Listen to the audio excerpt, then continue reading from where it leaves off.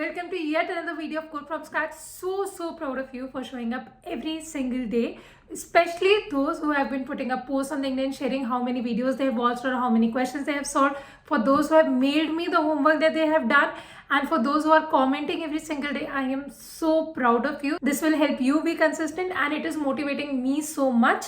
I am going to cover all the topics on this channel, I promise. So today what we are going to do is we are going to make our concepts of recursion even more clear. I am going to give you one question, I am going to give you some code, and I am going to ask you what will be the output of this. And I want you to tell me that, okay, what will be the output, and I want you to tell me in the comments whether the output that you guessed was right or not. So without wasting any time, let's get to this.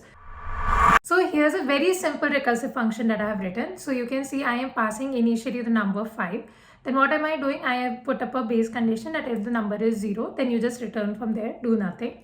And then I have put up a output statement. Other than the normal outputting the number, I have written 2 more output statements which are before and after the recursive function call that I am doing. What is the recursive function call doing? It is just basically printing num minus 1. Now what will this print? It will print 5, 4, 3, 2, 1. Very simple stuff, right? Now what I will do is, instead of writing this statement, I am going to comment this out and I am going to print num over here. So what is the difference that's going to happen? I want you to tell me the output in both the cases, okay? So I want you to pause and tell me when this line was uncommented, basically line number 5, what will be the output? And when I comment line number 5 and I execute line number 9, what will be the output? And now let's run and let's see what will be the output in both the cases. First, let's see when we have commented this and when this is uncommented, what is the output. Remember, I want you to tell me in the comments whether this was what you had guessed or not. And if this is not what you had guessed, then it's completely fine because we are going to draw the recursive stack, recursive tree. That means your concepts of recursion are still not very clear and you need to watch more videos, you need to practice more. Okay, so here what's happening, we are printing the before first, then after, and then I'm printing 1, 2, 3, 4, 5 in between the after calls. Okay, now instead of this, if I had commented this and if I was printing here, what would have been the output? Tell me, and now let's run and see. See, now the output is 5, 4, 3, 2, 1 between the before calls, and there is no gap between the after calls. And one more thing that I wanted to notice is that here the output was 5, 4, 3, 2, 1, and if we uncomment this and we do this, then the output is 1, 2, 3, 4, 5. The difference between before after is there, but there's also difference between 1, 2, 3, 4, 5 and 5, 4, 3, 2, 1. Why is this happening? So let's say we have a function and we have passed the integer into it. Now what we are doing is we have some before statements over here. So this is some before statement. Now we call the function again with some different values. Say we call with n minus 1. And there is some base condition also that is there. Suppose n is equal to 0, you return. So there is some base condition over here. And then we have some after statement. Now what we're going to do is we're going to see that how statements get executed. I have not written the base condition, but I hope that is clear. Without that, obviously, we are going to have Stack Overflow. So for now, we are just going to see that how the function calls are happening. Because in our examples, what did we do? We wrote one output statement over here and we wrote one output statement over here. So output statement 1 was before one and 1 was after the after one. Okay. So let's see how it will be different. Okay. So initially when the function is called, say with input 5, okay, what happens? Some memory is allocated for function with value 5. Okay. Now we come over here. Now when we say output, now what will happen? Suppose this was our output statement. Okay. Then we output 5 over here. Then the before statement is called. Then what happens? Then the function call happens for n minus 1, which is 4, and that is when memory is allocated. Okay. Now since function is called for 4, we will again go on the top. This after is not called yet. So now what happens? We are in the function again with the value 4. Now what happens? We come to the output statement again. So we end up outputting 4. Then what happens? We will output before.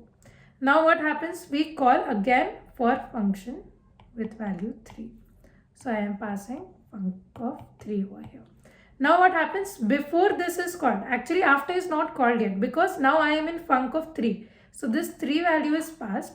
Now again this 3 value is printed because the output statement was over here.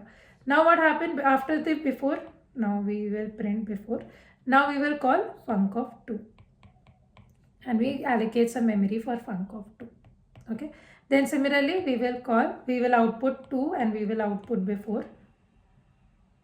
Now similarly from here we will output 2 and we will output before, and then we will call func of 1, and then we will allocate memory for func of 1. Now after this func of 1 is called, now once this is done executing, we come from the base condition and then we have finished the base condition. Now what we do, we come out of the func 1, so we go back, we deallocate the memory and we print after. Then similarly we go back, we deallocate the memory, we print after. Similarly we go back, we deallocate the memory, we print after. Once we are out of this function only, this statement will be executed. Again, see, we had written our output statement over here. So the output happened, then before output was there, then we called the function. Now until this function execution has completed, this after will not be called, right? So from f of 5, f of 4, 3, 2, 1, after f of 1 is completed, we will go back, then we will go back, then we will go back, then we will go back, right? That is why there is no gap between the after statements. This was the case when we had output over here. Now let's see how will our recursive stack look like when our output is over here. Before I tell you, I want you to take a pen and paper and actually draw the recursive tree and recursive stack and see whether that is the case or not. There will be so many hard questions where interviewers or where question will try to confuse you by putting such values, with putting a print statement before and after. This is extremely important. If you were not able to understand this, I really request you that take a pen and paper and practice this, because if this basic is not clear, you will be struggling with recursion. Seriously, you have to have this concept very clear. Now let's come to the case when our output statement was over here. Okay, so we called for f of 5 and we allocated some memory for f of 5. Okay, then what happened, we came over here, we output the before statement.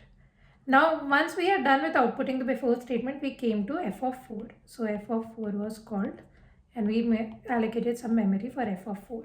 Then because we are inside f of 4 now, again before will be printed, because from f of 4 we have called, now n value is 4.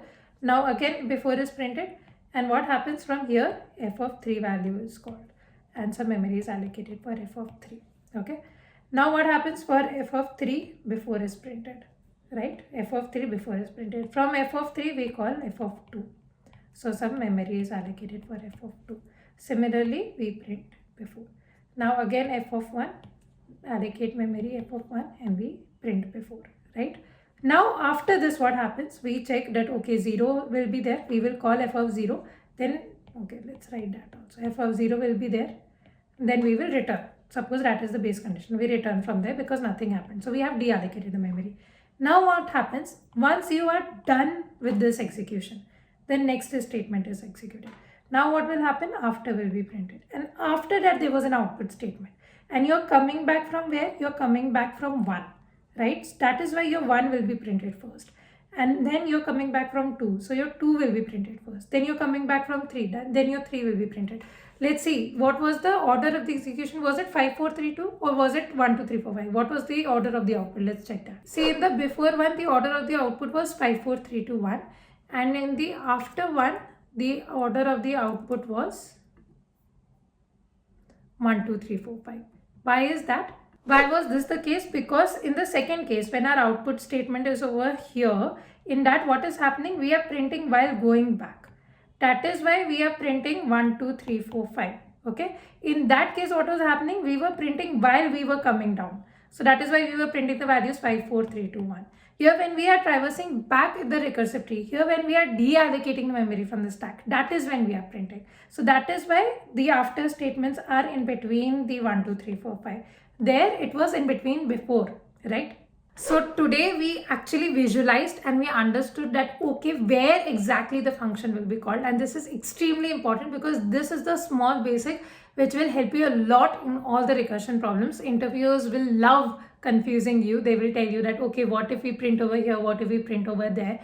So you should be thorough with this concept properly.